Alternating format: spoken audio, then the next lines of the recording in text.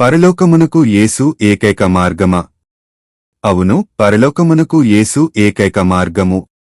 ఇట్టి విశిష్ట కథనము అధునాతన మనుష్యులకు ఆటంకంగా అనిపించవచ్చు, కాని ఇది సత్యము. యేసు క్రీస్తు ద్వారా గాక రక్షణకు మరొక మార్గము లేదని బైబిల్ బోధిస్తుంది. నేనే మార్గమును, సత్యమును, జీవమును, నా ద్వారానే తప్ప ఎవడునూ తండ్రి యొద్దకు రాడు అని యోహాను వ్రాసిన సువార్త 14వ అధ్యాయము 6వ వచనములో యేసే స్వయంగా చెప్పుచున్నాడు. అనేక మందిలో ఒకరిగా ఆయన ఒక మార్గము కాదు, ఏకైక మరియు ఒకే ఒక్కరిగా ఆయనే మార్గము. యేసు ద్వారా తప్ప వారికున్న ఖ్యాతి, సాధకము, విశేష జ్ఞానము లేక వ్యక్తిగత పవిత్రత వలన ఎవరూ తండ్రి యొద్దకు రాలేరు. యేసు మాత్రమే పరలోకానికి ఏకైక మార్గమనుటకు అనేక కారణములున్నాయి. యేసు రక్షకునిగా దేవునిచే ఎంపిక చేయబడెను. పరలోకము నుండి దిగివచ్చి మరలా తిరిగి వెళ్లిన ఏకైక వ్యక్తి యేసు మాత్రమే. సంపూర్ణ మానవ జీవితము జీవించిన ఏకైక వ్యక్తి ఆయనే. ఆయనే ఏకైక పాపపరిహారార్థ బలి. ఆయన మాత్రమే ధర్మశాస్త్రమును మరియు ప్రవక్తల ప్రవచనములను నెరవేర్చెను. మరణమును జయించిన మానవుడు ఆయన మాత్రమే. దేవునికి మానవునికి మధ్య ఆయనే ఏకైక మధ్యవర్తి. దేవుడు అధికముగా హెచ్చించిన వ్యక్తి ఆయన మాత్రమే. తానే పరలోకమునకు ఏకైక మార్గమని అనేక పర్యాయములు యేసే స్వయంగా చెప్పారు. తాను విశ్వసించదగినవాడని చెప్పాడు. ఆయన మాటలు జీవమని ఆయన చెప్పెను. ఆయనను నమ్మువారు నిత్య జీవము పొందుదురని ఆయన వాగ్దానము చేసెను. ఆయనే గొర్రెలు పోవు ద్వారము, జీవాహారము మరియు పునరుద్ధానము. మరెవ్వరు కూడా నిజముగా ఈ బిరుదులను దావా చేయలేరు. అపోస్తలుల యొక్క బోధ ప్రభువైన యేసు యొక్క మరణము మరియు పునరుద్ధానము మీద దృష్టి నిలిపెను. పేతురు యూదుల సభలో మాట్లాడుతూ యేసు మాత్రమే పరలోకానికి ఏకైక మార్గమని ప్రకటించెను. మరి ఎవనివలననూ రక్షణ కలుగదు, ఈ నామముననే మనము రక్షణ పొందవలెనుగాని ఆకాశము క్రింద మనుష్యులలో ఇయ్యబడిన మరి ఏ నామమున రక్షణ పొందలేము అనెను.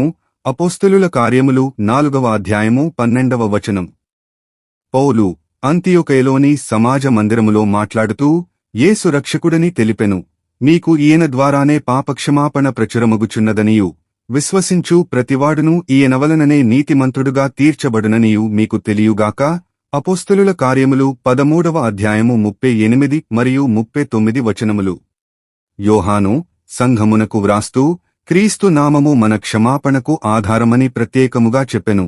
చిన్న పిల్లలారా, ఆయన నామము బట్టి మీ పాపములు క్షమింపబడినవి గనుక మీకు వ్రాయిచున్నాను. యోహాను వ్రాసిన మొదటి పత్రిక 2వ అధ్యాయము 12వ వచనం. యేసు తప్ప ఎవరు పాపమును క్షమించలేరు. పరలోకములో నిత్య జీవము క్రీస్తు ద్వారానే సాధ్యము. అద్వితీయ సత్యదేవుడవైన నిన్నును నీవు పంపిన యేసుక్రీస్తును ఎరుగుటే నిత్య జీవము అని యేసు ప్రార్థించెను. యోహాను వ్రాసిన సువార్త 17వ అధ్యాయము 3వ వచనం. దేవుని యొక్క రక్షణ అను ఉచిత బహుమానమును పొందుటకు మనం యేసు వైపు మాత్రమే చూడవలెను.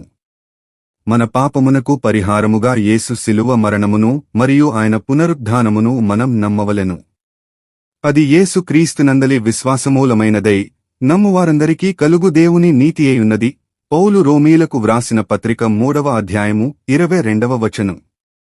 యేసు పరిచర్యలోని ఒక తరుణంలో జనసమూహము ఆయనకు వీపు చూపి మరొక రక్షకుని కనుగొనాలనే ఆశతో ఆయనను విడిచిచుండెను. మీరు కూడా వెళ్ళిపోవలెనని యున్నారా అని యేసు 12 మందిని అడిగెను. యోహాను వ్రాసిన సువార్త 6వ అధ్యాయము 67వ వచనం. పేతురు యొక్క జవాబు చాలా సరైనది. ప్రభువా, ఎవని యొద్దకు వెళ్ళుదుము? నీవే నిత్యజీవపు మాటలు గలవాడవు, నీవే దేవుని పరిశుద్ధుడవని మేము విశ్వసించి ఎరిగియున్నామని ఆయనతో చెప్పెను. యోహాను వ్రాసిన సువార్త 6వ అధ్యాయము 68 మరియు 69 వచనములు. నిత్య జీవము యేసు క్రీస్తులోనే ఉన్నదను పేతురు యొక్క విశ్వాసం మనమంతా పంచుకొందుముగాక.